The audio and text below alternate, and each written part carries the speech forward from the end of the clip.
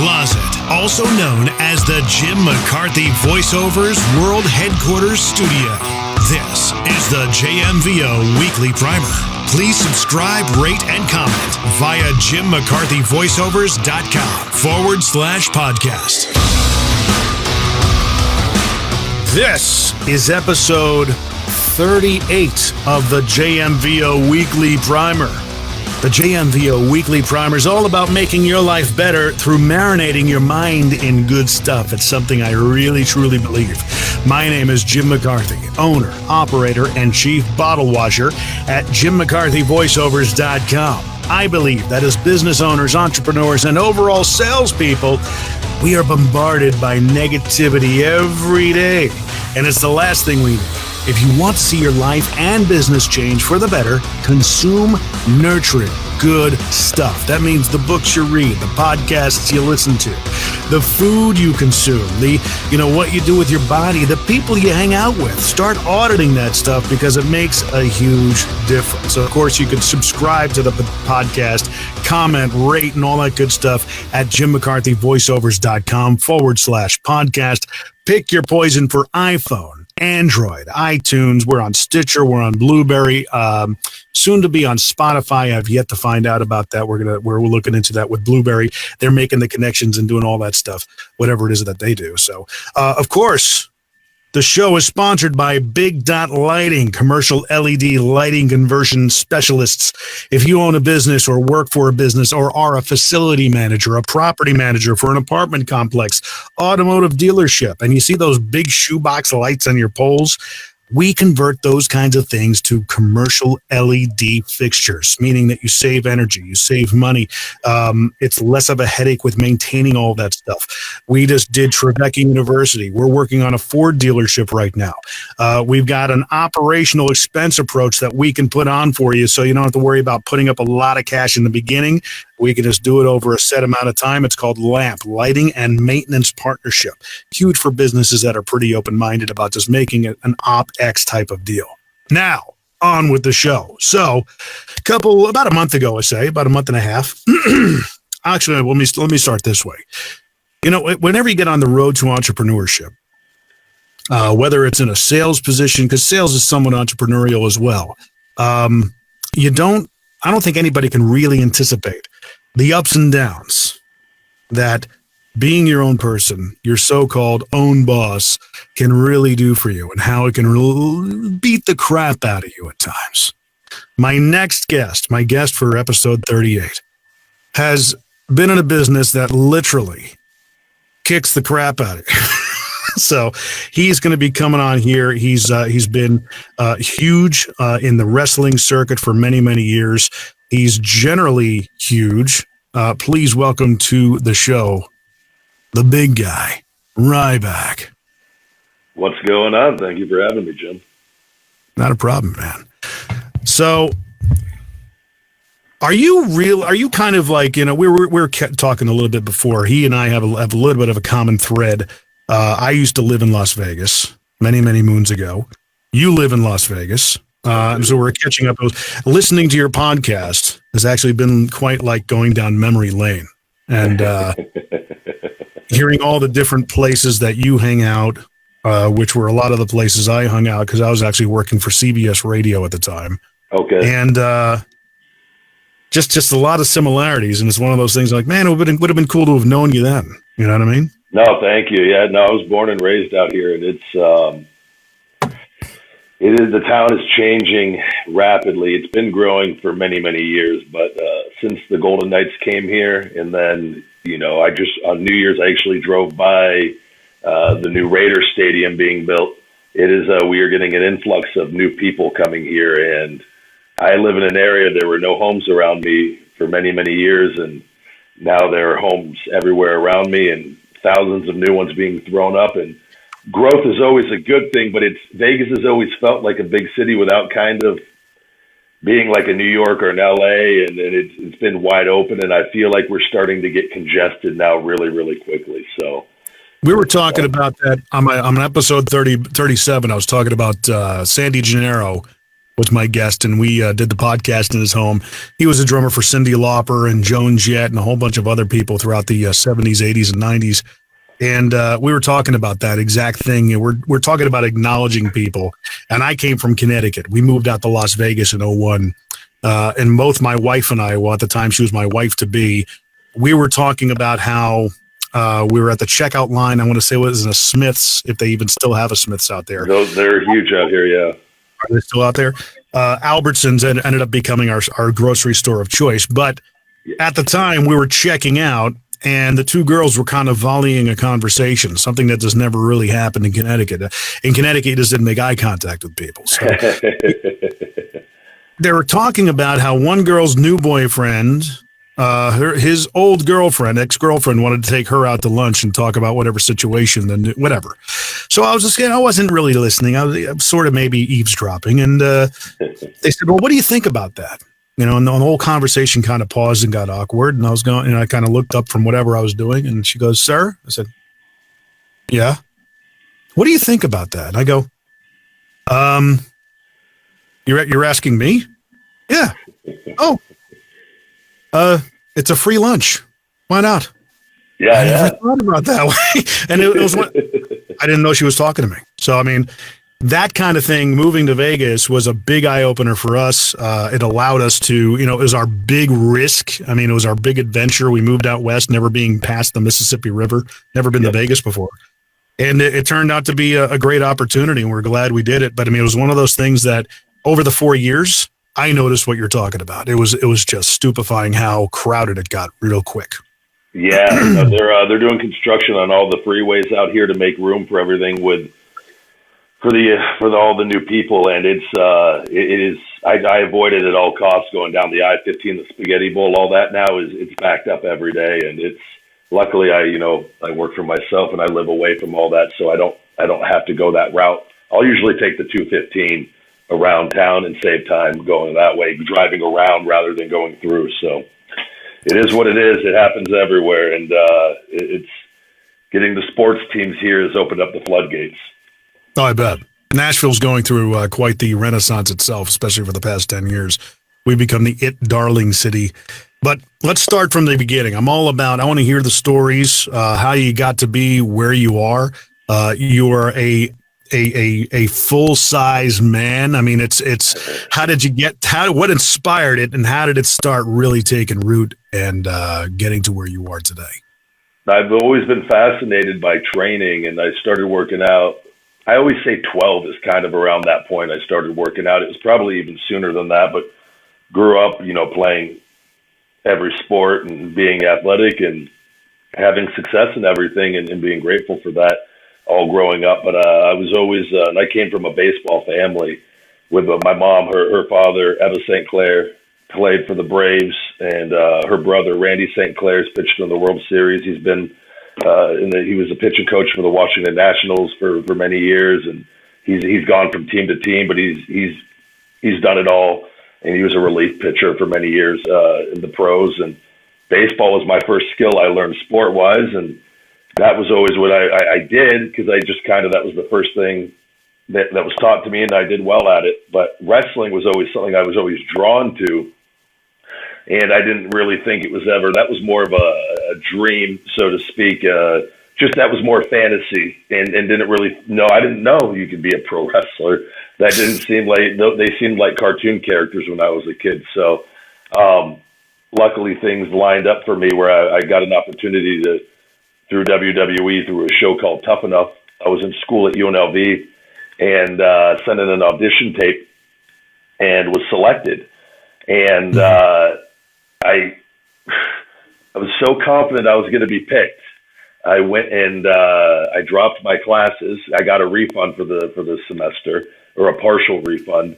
I went out and adopted another dog because in my heart, I knew I was going to get picked. I was going to go on to become this big time pro wrestler. So my dad was going to get stuck with the one dog, Roxy. So I had to go and I went and adopted another dog, Shira. And my dad was not happy about that. I was living at home still while in school. And so he had now had two female pit bulls. One was a puppy, and we all know how puppies are. And luckily, I went out. I got picked for the tryout. I got called back to go to a tryout with the top 50 people in the country. And my dad he goes, "You better make it." And I went out there and I got picked for the top 8 and went on to a TV show.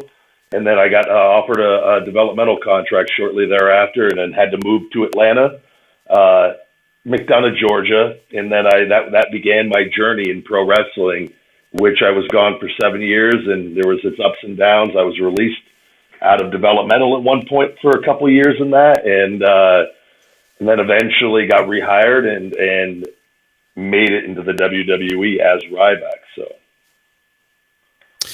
And you're right. The Ryback moniker came because some of your buddies nicknamed you after a silverback gorilla. Is that right? Yeah. Kind of. Silverback was always the thing I was told I kind of looked like, and I've always had a kind of the gorilla forehead, and it's. I actually came up with Ryback. Silverback was my first wrestling name. It was my nickname. The Silverback Ryan Reeves. And then one night when I was released from WWE in Louisville, Kentucky, there was a big bottle of Burnett's vodka that was involved and a can of Grizzly chewing tobacco while I was watching WWE Classics on Demand.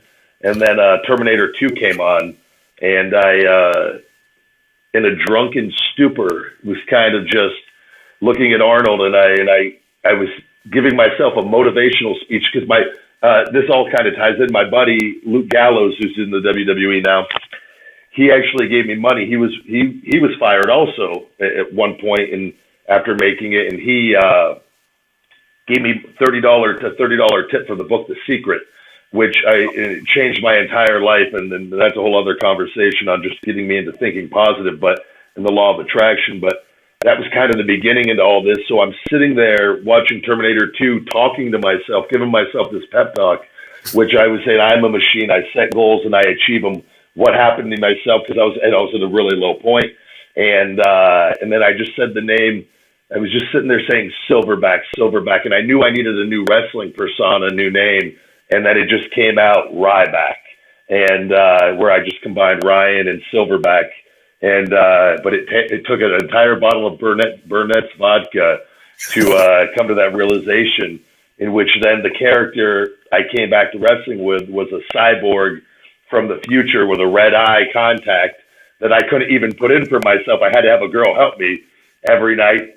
So I would show up to the building for the wrestling matches. I'd show up in full outfit, but I'd wear the shades in so nobody could see my eyes, because I'd have to have the girl put it in backstage before I could come out. And but that was the beginning of the Ryback character. And it was more of a cyborg type of character at that point. Absolutely. It's on OVW on YouTube. There's some clips, Ryback OVW, when I was had a full head of hair, and before I started shaving my head, and that was the beginning of me finding my way back into pro wrestling. So are you shaving? I mean, I shave my head. I used to do completely bald, but I probably have a myriad different reasons why. I just had I think I look better without hair, but at the same time, I just started losing my hair. So, and I'm of the thing. I just like the look, to be honest. Yeah. I can grow a full head of hair, but I do have the slight power alleys that I've had since about 25. Peninsula? Yeah. But it doesn't go. It's not the Austin Powers penis car, as I call it, look, where because there's some guys where you see it, and I don't. If I had that, I would definitely be shaving my head for me. But I can still grow a full head of hair. But I just enjoy everyone that sees me. They go, "You look better bald." So yeah. I do too, and I went to Thanksgiving in North Carolina to visit my in-laws, and I went to go get my hair cut. I just recently started getting professional haircuts, even though it's at Sports Clips. But I mean, one day I went for the MVP. I took my son, and hey, you get a free MVP. I'm like, all right, I need a haircut. Why not? It's my first one in 20 some odd years. I've always been doing it myself. So they sit me down. I never would have thought that for you that you'd go there, but I guess getting the hair. Do they do the hair too and everything? That was always my favorite part when they wash your hair. They do the scalp massage and they take you back and they massage your shoulders. They do the face towel. I was like, this is really nice. I forgot about this.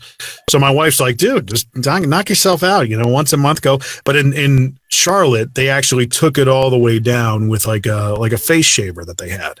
And I'm going, wow, I haven't done this in over a decade, back when I used to work out on a regular basis, and that stopped when we moved to Vegas.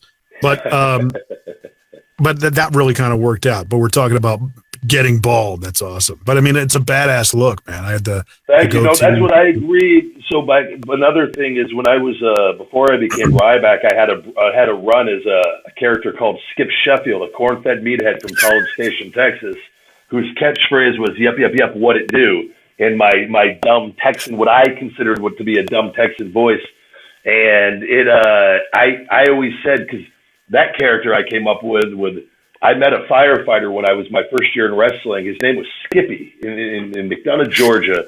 He was this big, bald, badass looking dude, but he was the nicest guy in the world. He'd smile at you and he just radiated friendliness. And I always remembered that name, that Skippy was a really friendly name. But so I've always kind of had an intimidating look to me, but I wanted Skip Sheffield to be a very endearing, lovable character. So I had my head short, but I didn't shave it all the way. I actually left my hair, but it was just cut really, really, really short. And because it gave me a friendlier look. And so when I became Ryback, I didn't want that same friendly look. So I went completely bald, because when I got that resting, the RBF, the resting, I don't know how you are cussing on here, but resting bitch face. Resting bitch face, that I look like I'm really, really angry. So with a bald head, it just amplified that, and that's where Ryback it fit Ryback perfectly. Now I'll be honest. When you first contacted me, we started talking about doing, because for those of you who don't know, you listen to Ryback's podcast, Conversation with the Big Guy. Yeah. You're going to hear me doing the intro that I produced for him about a month ago, and I think it's one of my better ones. And I love it. Thanks, man. I appreciate it. But I did some research. I looked around, and I'm like, wow, this guy I don't want to meet him in a dark alley. Let's just put it that way. But man, listening to your podcast, because if you do have a podcast, I will actually listen to it and get a feel for it. And, of course I listen to yours and I'm like, oh, this guy needs, freaking power chords and big drums and all that stuff. But listening to it at length, you're just a regular dude, man. Now I just want to grab a beer with you, and then you see some of these pictures and it's like, holy crap, dude. You're freaking intimidating as hell. Thank you. But I guess that's the name of the game. Thank you. I like being intimidating. No, but I honestly believe, I always tell people this. I think with wrestling, and that was my reasoning for doing the podcast to begin with, was to let people in on my real personality, because wrestling, you play a part and you get stereotyped in that a lot of times. And it's like, you can be the most badass dude in the world, man, but you can laugh and joke and have fun and talk about regular things, and sometimes I feel people are so limited on what their expectations are, and so that is, for me, I was like, I'm not your everyday normal wrestling character, and I'm so confident in myself, Jim, that I don't care showing all facets of myself, because I know that when it's time to get serious, that there's not one person in the world that's going to doubt me, that when the game face is on and the intensity is cranked up, I'm the most badass guy in the room every single time, and I believe it. So I like showing different, layers of my character and my development and whatnot through the podcast and letting people in on that. So, I mean, it's, and also a lot of people do a podcast and their interviewing skills aren't exactly all there. But I mean, from my background in radio, I worked in talk radio while I was in Vegas, and learning that aspect of the business. I mean, you're spot on interviewer. I mean, if you listen to the podcast, yeah, it's a fun podcast to listen to. You got Asian Joe, you got JD. JD's phoning in, I guess, from a different area, Miami, from Florida, yeah, from Clearwater, Florida, yeah. Yeah, if I actually may come out there to visit with Brad Lee, who I told you about before we went live. Yeah. And I'm more than happy to come on with you and be a guest. I mean, No, absolutely. No, that's what. So for me too, and I appreciate the kind words about the interviews. I was for the longest time I did not want to do interviews because the show was I wasn't even concerned with making money or anything. I just enjoyed. I wanted the people, my fans, to get to know me. I really, really had this hunger inside of me to let them know who I was because I've been stereotyped by a portion of the fans and that they just don't truly know me. And I feel like I've never met a bad fan in real life, but online social media is a different thing altogether. But it was just something I enjoyed doing. And then as I got to doing it and I built the podcast studio at home and I've grown and evolved as I've started doing this and it connects everything together for me. And for me, I got people meeting me at my appearances, coming up, I lost 100 pounds. I lost 120 pounds just by listening to your fitness tips on the podcast. And it was a real, or by reading the book that I did. And to me, that really, really, I was like, wow, it could really, really have an impact on people here. And so you can only talk about your life and what you got going on so much, I feel like. There came a point, and I call it infotainment with the guys, where it's entertainment. And we try to give a little bit of info and whatever's relevant in our lives and it can help people. But it just came a point where I just changed. And I said, you know what? I want to start doing interviews now because I feel like I like learning and I wanted to use this opportunity in my name to be able to bring people on from the health and fitness world, which in turn, it helps my supplement line as well. And it kind of ties everything in where I wanted because the podcast has had 3 different stages of how it has evolved. And where first it started with a guy where it was very wrestling heavy, and that had its run, and then it moved in with the girl with a porn star, Phoenix Marie, came on, and she saved me actually because I was under contract in the show. It's very hard to do a podcast by yourself when you're used to doing it with other people, in which then that kind of took on a little different dynamic that I didn't want it to, but I was comfortable in showing that side of me with her on the show. And now it's evolved into my favorite format where it's 2 guys that I thoroughly enjoy doing the show with, but also doing the interviews with the guests and different people. And I got CT Fletcher coming on next month. I'm going to be having Gary Vaynerchuk. I'm going to be reaching out to. I've messaged him. We've had interactions before. He's a big wrestling fan. Awesome. And I've had, Thomas DeLauer, a guy he's an expert in intermittent fasting. And I had a doctor on, Thomas O'Connor, recently about steroids, and it's Mark Bell. He's a multi-millionaire, just success story in the fitness industry, and that's the one I was listening to today.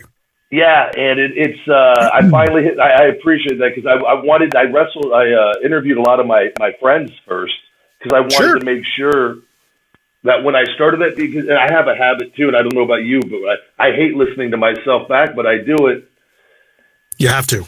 You have to, because when I do my show, it's laid back, but I had a habit really early on of really kind of cutting people off.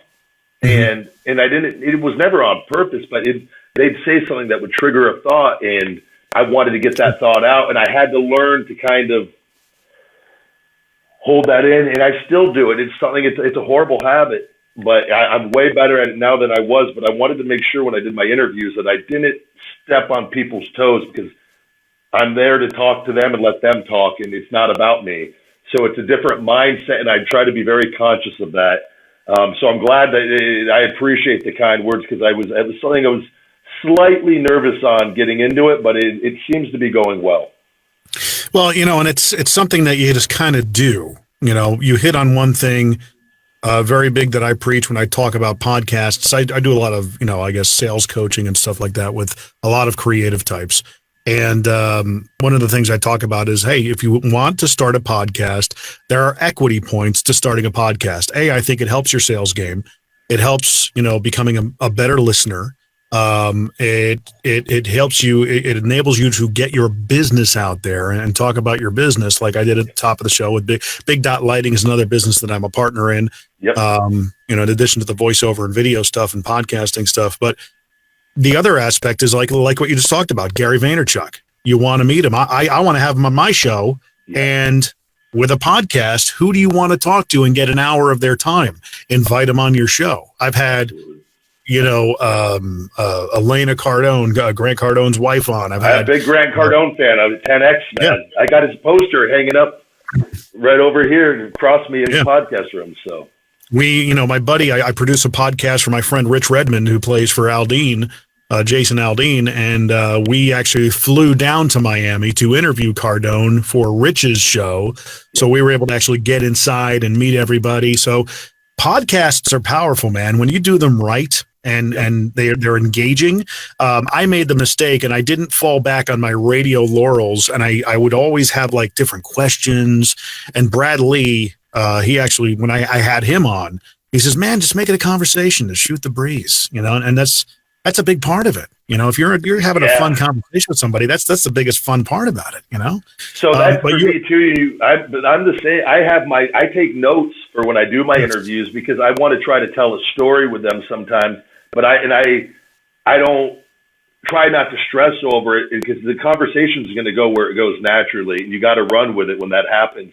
But I personally like to have the notes, so still to kind of get it on track at times and whatnot, because I find that when you do a podcast or do interviews, so it is up to you on your show to control everything.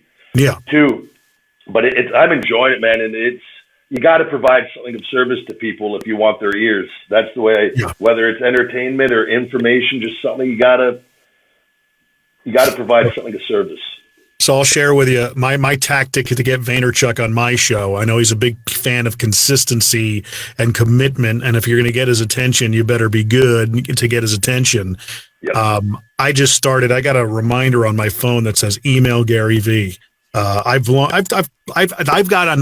Cardone's attention by blowing him up on YouTube, Twitter, and if you listen to his shows, you hear my stuff. It's all my intro. That's where I initially heard you was on one of the things, because I remember when I tuned into one of his things, I go, man, he has a great open, and I didn't know it was you though. I just was like, that's a great open, and that's why I'm glad to have found you, man. No, I appreciate it. Thanks for reaching out. But the funny thing is that, again, it got me into his den, if you will. But I blew him up on YouTube, Facebook, Twitter, everything I did. And I knew I had something that he'd be interested in. Vaynerchuk is different, because he's got such an audience. It's huge. But my tactic is emailing him every day. And then the subject line is podcast invite number 6. And then tomorrow will be number 7. And the next day. Very good. You want a cool little story about Gary? Little thing. I was on a plane early on after I left WWE, and I launched the Feed Me More Nutrition line. I just released my Wake Up, It's Feeding Time motivational book, and I had the podcast going. But I was feeling a little down. I was really, and we could talk about, I was really, really hurt, and that was why I left. But I was in so much pain, and I was on the airplane, and I'm doing these independent wrestling appearances. I'm making great money, but I was in so much pain, and I was just down. And anyway, I had severe back pain and shoulder pain. But I got a message from him on Instagram, and it just said something along the lines, keep doing what you're doing, you're killing it. And I've had no interaction. I've read his books, and I message him back. I go, you fucking with me? And that's it, Jim. Are you fucking with me? Was my reply. In which he goes, no, and gave me a very, very kind words to say that I am on the exact path that I need to be on for doing what I'm doing. And I'm at a point now, and things are growing year after year. And I know I go morning to night, man, and I sometimes feel like I don't do anything, but all I'm doing is working. But it's when you go into business for yourself, it's an entirely different thing. And there are days when you're as high as can be, and days where you feel like absolute shit, and you feel like the world is just against you. And the key is you got to just keep waking up hungry each and every day, and just keep a positive mindset. But man, Gary, he puts out. I love him because he's real. And he just puts out. And I messaged him. He was in Vegas. This was maybe 6 months ago. He was here for like a cryptocurrency thing. I saw it. I just messaged him because I go, you're in Vegas? He literally, you can see when they're replying, the reply was instantaneous. And he goes, yeah, I'm out here for a crypto thing. I'm actually flying back out here now. And something, but he, so I just have to ask, I feel like to get him, but I'm really looking forward to that one with him. So. Did you book it, or are you just kind of in the process making it happen? No, I've got these because we got everyone through February. So when I asked him, it's probably going to be March. When I asked him, I wanted to have my game going strong when I got him on, and I want to get enough. I got these names now accumulating of guys that I just wanted to make sure. I think he would do it no matter what, honestly, because he's been really good to me. But it's good. I was at a period though, man, where I didn't want. I told you, like, my injuries with WWE, and I knew this was going to happen to me. I left because I was hurt, but I was really unhappy. I walked away from millions of dollars in the prime of my career, and from a company I did not want to walk away from. But I was really hurt physically and hurt mentally over a lot of things and things that happened with me over my time there. And I've talked about all of them on my podcast, but it was. I just completely drew a blank for the first time, I feel like, doing an interview. Yeah. No, but I was really hurt, and I just needed to get away. And it saved my career, though, doing it. It really did. And I've had 9 stem cell procedures since I've left. And I got number 10 and 11 coming up here, and I got a shoulder scope coming up. And hopefully everything will be able to tie together, and I'll be able to return. And I got everything going on business-wise, and it's been a blessing that I did what I did when I did leave, because I think my career, if I hadn't, they told me I would have had to have 5 discs fused in my back and my shoulder replaced. And I've avoided all that. So. And the thing you hit on is great is the fact that you, I call it, you kind of practice what I call the dominant focus exercise. You know, don't depend on one cash flow stream, and you know, the one that was really big, kind of you had to get out of it for health reasons, but now you got the supplement line. You had the book. You've got a speaking career, and I mean, you're certainly able to do that, and you know, all these different facets that can feed into that dominant focus. You know, whatever that may be. Even acting. So by the way, that's like I have a guy that actually for gigs and. That would send me parts, and he still occasionally sends me stuff. And I did a read for Aquaman last year, and it came down to I think it was me and another guy. They went with the other guy it was for just a cameo role. But I have to be really careful too. That's something I believe you can spread yourself too thin at times too. Yeah. And this is where I was going when I was telling you, when I left WWE though, and being in pain, I was just kind of down.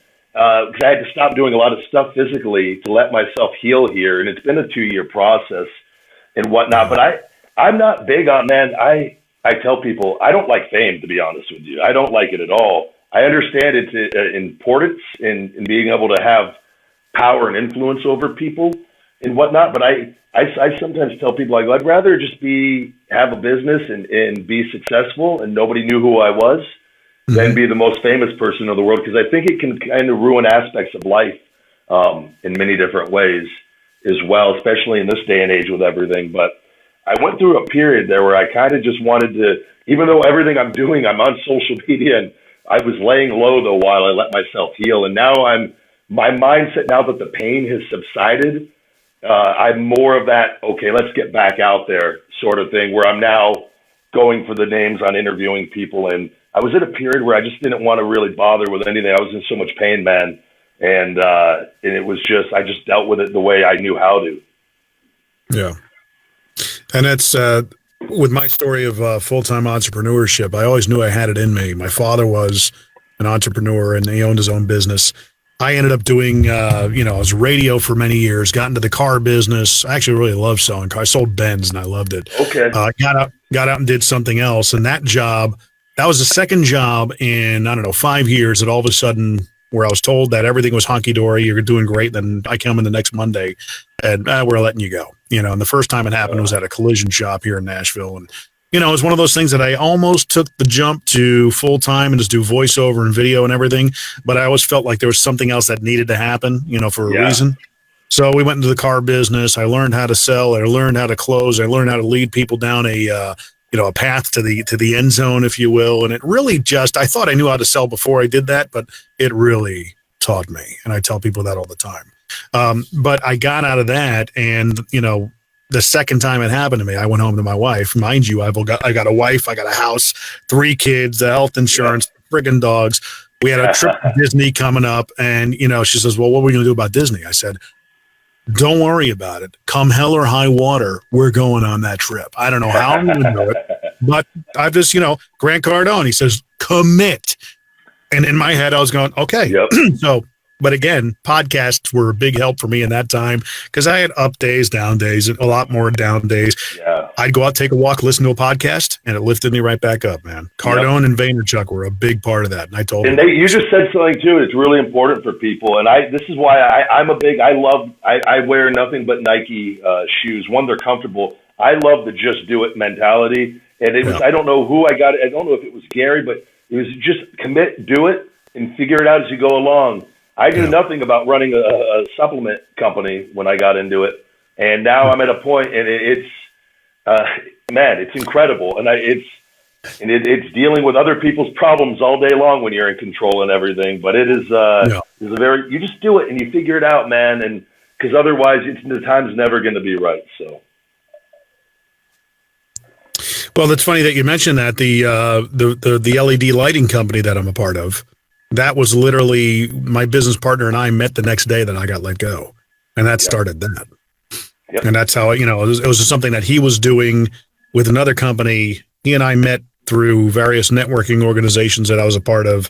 We were always friends. He's actually a neighbor of mine. And we met the week before I got let go, oddly enough. He had gotten out of the LED business and for whatever reason. But it was one of those things that when I was selling cars, it wasn't lucrative to sell Benzes, oddly enough. But we were always looking as salespeople, okay, what is lucrative that we can get involved with that's on the front of the wave, So he told me my wife was running a 5K. His wife was we were left behind at the school with our kids while they ran the 5K. And I see him and I'm like, "Hey, how you doing?" He comes up to me and we start talking. I said, "What are you doing? How's Renova?" Because he was in facility maintenance for a while. And he says, "I'm not doing that anymore. I sold that part of the business." "Oh, okay. What are you doing now?" "LED lighting." And I tell you, Ryback, at that moment, a little voice in my head popped in and said, "You could sell and you could market that." And I was like, out of nowhere. And I was like, just okay. It didn't happen for another year and a half. But, it's when you do this stuff, too, and I got Diamond Dallas Page coming on my podcast tomorrow to talk about his new book, Positively Unstoppable. And in his yoga program, but he talks about it. It took him on year 10. If he would have quit at year 8, he would have been broke and had nothing. And year 10, it all took off for him and things. You figure it out, man, and you just stick with it. If you believe and do something you're passionate about and you enjoy doing and love doing, and keep a positive mindset, over time, eventually it will work out. And the thing is, I don't think a lot of people, especially in their 20s, understand what Gary is saying by fall in love with eating shit, eating dirt, and going through the grind. He said, you need to fall in love with the everyday process because this is how it works out. When I tell you, he says, when I hear from people that are 3 to 4 to 6 months in doing a podcast or whatever, and all of a sudden, I'm going to quit because it's not working out. Dude, you haven't shit your first diaper yet, and it's like, you gotta, when you're 20, 25, 30, 5 years is a long time. You know what I mean? When you get into your 30s, I'm 43, I'm going to be 44 this year. 5 years is like that, man. Yeah. I mean, no time. The older you get, the quicker time goes. And it's like a toilet paper. Patience is very important on all aspects. And I look at it, wrestling helped me greatly with that. I didn't become an overnight success in wrestling. That took many, many, many years. And then when I hit and I hit hard. I hit harder than anybody. And it's like that with anything. You take, Joe Rogan is one of the top podcasts around. He didn't do anything for a long time with that. And then all of a sudden it started taking off. You just got to enjoy what you're doing and love the process, like Gary says. And that's why I'm hands-on with everything I do. I do everything, email, customer interactions. I get back to everybody that messages me on the website. And it's day in and day out. I'm grateful for all of this and everything, because you got to enjoy it. And then you always hear, like, it could take 5 years, it could take 10, but it doesn't happen overnight.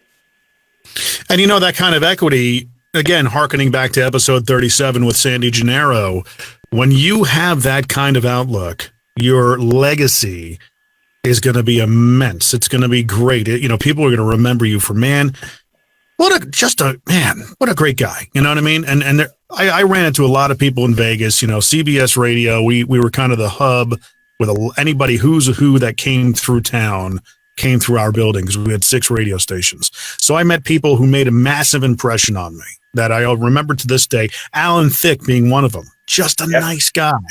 All right. Frank Stallone, who one morning, I told the story on Sandy Gennaro's episode. He followed me in. I came in one day, put my stuff down, went to go grab my coffee, my daily routine, and this guy is just kind of following me. And he's there to be a guest, and I thought maybe it was just kind of a lounge singer or something like that. And we started talking, and he looked really familiar. And all of a sudden, he says, "Hey, my name is Frank," and I'm like, "Oh, I'm Jim." And he goes, and I'm going, "Frank, okay, you look really familiar." He's like, "You might know who my brother is." I go, "Okay." He's like, "His name is Sylvester." I go, "Stallone?" He goes, "Yeah." I'm like, "Oh, okay." But just a great guy. Yeah. But then again, there were some people that came in that you're like, "Yeah, wow, okay." Okay. It's always interesting when you meet those ones like that. Yeah. And they have no equity. They have no audacity to even be that way. If I mention the names, you'd be like, "Dude, really?" I mean, the people that actually blew my mind, who was it? Queen Latifah was just a pleasant woman. She came in by herself, didn't have a posse, nothing. She ended up. Everybody's just human beings, as I like to say. It's I don't think we should ever lose sight of that. It's no matter how much money you make or how successful, and as great as an inspiration as it is, you shouldn't lose sight of that. We're all humans at the end of the day. And it's acknowledging people, making them feel special. I mean, when we went to Cardone's place, we felt like we were wanted there. They appreciated our visit, and I had a preconceived notion of how Cardone might be in real life, completely opposite of what I mean, we did the podcast. My wife was actually helping out. She was kind of running sound with a pair of headphones on, and he kind of got blue towards the end of the episode and made some reference to blowjobs, and it was hilarious. We all laughed and everything. But as soon as we're off, he rushed over to my wife. He's like, "Man, I'm so sorry. I didn't mean to say that." He was like apologetic. She's like, "Dude, no, you're good. Trust me. I've been around. I grew up with 3 brothers." Yeah. But it was like, wow, he didn't have to do that. No, that's always good. You get to meet people too. Sometimes I think with like social media and different things, people have a persona sometimes that you have, and you kind of, you think you know who they are and whatnot, but then you see them off of that, and it's a little different too. So I think that's good to be able to experience that and see. Yeah. And it's really cool. I mean, it's great when it really is a positive experience. Absolutely. But buddy, I'm not going to take up much more of your time. Let's get into some of the things. First of all, we obviously hit on a lot of the stuff you marinate your mind in, Cardone and Vaynerchuk. Do you have the audio version of your book out there? Because I'm a big audio book guy. And I did the read for it. Yeah, it's on Amazon. They're available in paperback, Audible, and Kindle formats. There, I did the Audible read for it though. So I'm a big Audible guy. Awesome. I go through multiple books a week on that site. So. Yeah. Well, I promise you I'll download it and I'll listen to it. I mean, I've again, here's a situation where you've made an impression on me. I really like you. The feeling's mutual. What other things do you marinate your mind in that can help people listening that maybe they can get introduced to? No, right now for me, it's just my podcast, Conversation with the Big Guy Ryback, available on iTunes, Google Play, SoundCloud, iHeartRadio, Spotify, and all other major podcast platforms. YouTube as well.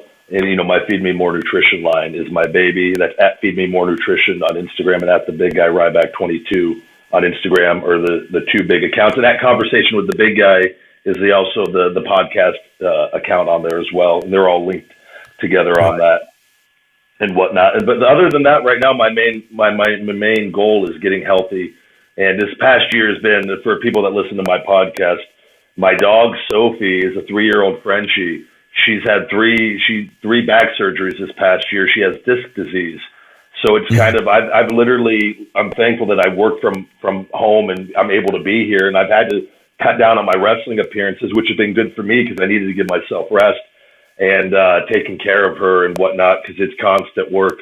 She's doing good now, but it's been allowed me to help heal myself and take it easy a little bit too. And I got 2 more, like I said, procedures coming up in the shoulder scope, and then hopefully we'll be able to make my return to TV wrestling some point this year if all works out well. So, but the 75-hour fast. Yes, I'm a huge. I'm into the fasting now, and the reasoning behind that.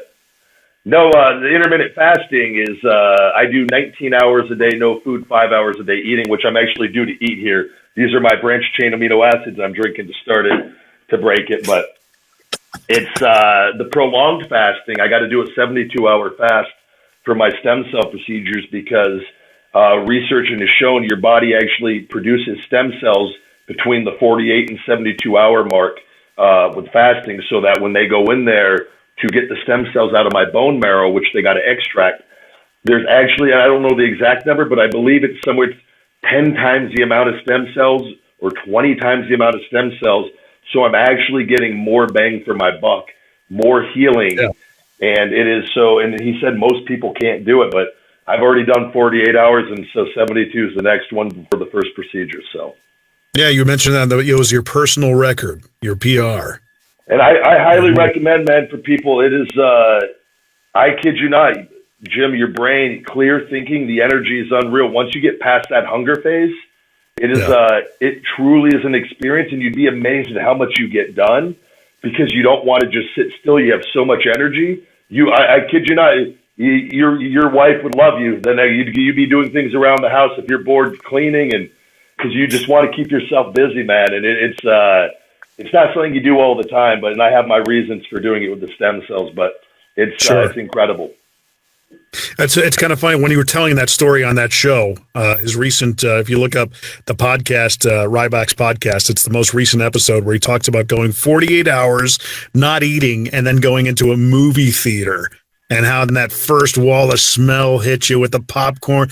I'm like, the instant thought I was thinking when you guys were telling that story, I'm like, I feel badly for the guy on the other side of the counter because I would have jumped there, I would have tackled him. Just get out of my way. There's nothing better than going to that movie theater smell, the popcorn. It puts me, I was saying on the show, I would just go walk through there just to feel good. Yeah. And it's funny because you actually, JD brought up the secret to movie popcorn butter is and as soon as before he even said it, I was like coconut oil because my wife does that. Okay. It's delicious. There's nothing better than movie theater popcorn to me. I had no idea it was coconut oil. So. And it's funny because you were saying, I went to an Arby's and I had 2 beef and cheddars that were medium and a large shake. I'm going, oh my gosh. That was before I started the fast, because I learned you got a calorie load before you go into those things to give yourself a fighting chance when you first start out on this. So, man, good stuff, man. Thanks for being on, man. I really appreciate it. Guys, if you're listening, please subscribe. If you have any ideas or suggestions for guests or questions you want me to kind of load up for anybody else, please let me know. I'm always accessible. Follow Ryback. I'll put everything in the description portion of the videos and such in the podcast where you can follow him. He's got a ton of places you can follow. If you're into supplements, and I actually might look into it for myself, as I've got a plan to do 40 by 44. That's my plan. I want to lose 40 pounds by the time I'm 44. It's 8 months, 5 pounds a month. Should be doable. You could do it. Yeah, I know I could do it. I just got to want to do it. I got to get back to when I did Body for Life 3 times in a row. And it's funny because I just had Bill Phillips on the podcast about 2 months ago, and he's now like he instant messages me and says, "Man, you can do this, man. I believe." I'm like, "Thanks, I really appreciate that." I could have used that when I was 25. Yeah, no, but you said it right there, man. The motivation is, and I've gone through this, and I know because I had to shut down on purpose and stop doing my stuff because I was hurting myself with the stem cells. But motivation is a very important thing, and it's something that you have to find that hunger, and you have to find the story that motivates you. And Sometimes whatever story you're telling yourself, it's not resonating, it's not working. So you got to change the story. You got to figure out what's going to make your brain click, because we're all different. But you won't do it if the motivation isn't there. You won't do it. You got to find whatever it is. You just gotta. You'll find it. You just got to find whatever that story is, and then before you know it, you'll wake up, and then you'll do it. Yeah, for me, it's just getting up and getting out of bed, doing the workouts, the exercises, and for me, it was also when you have the desire to eat and make bad choices with nutrition. I've been getting in the habit of reminding myself of, okay, you know how you're going to feel after you eat this. You're going to have heartburn. You're going to feel, lagging. You're going to, it's just going to make you feel sick. So marry that to the food. Do you consume aspartame and sucralose too, artificial sweeteners, or no? Like in diet sodas? I don't do any sodas. I do soda water with lime or lemon when I go out to eat. Grilled chicken. I made good decisions all this week. I mean, if for some reason something clicked on New Year's, and you get to a point where you just had it. You just, and I did that when I was 23, 24. I'm like, I want to see my abs. So I did. Have you done intermittent fasting at all? Yes. Have you? I always tell people the 16-8, where you don't eat for 16 hours, eat for 8 is a great start on that, and because you can get away eating some of your stuff still. You give your body a rest on all that, so you'll do it. My wife has been listening to a woman, as maybe you want to look into having her on, but she's building quite a community out here in Nashville. Corinne Crabtree, and her philosophy is very interesting. She with the eating, and my wife tells me about this. She says, "Well, I'm at a -2." I'm like, "Okay, what's a -2?" She says, "It's when I know I'm hungry, right, and my body's telling me I'm hungry, so I need to eat up until I'm a +1 or a +2." And I'm going, "What's a plus?" It's where you don't want to eat to where you're absolutely full, and you got to be okay with leaving food on the plate. Yep. And I'm like, I like that. Interesting. Yeah, very interesting. But man, thanks for being on. I really appreciate it. Guys, follow Ryback. Absolutely. Look him up. And thanks. I appreciate you being on, brother. No, Jim, thank you very much. I greatly appreciate it. This is the JMVO Weekly Primer. Please subscribe, rate, and comment via JimMcCarthyVoiceovers.com /podcast.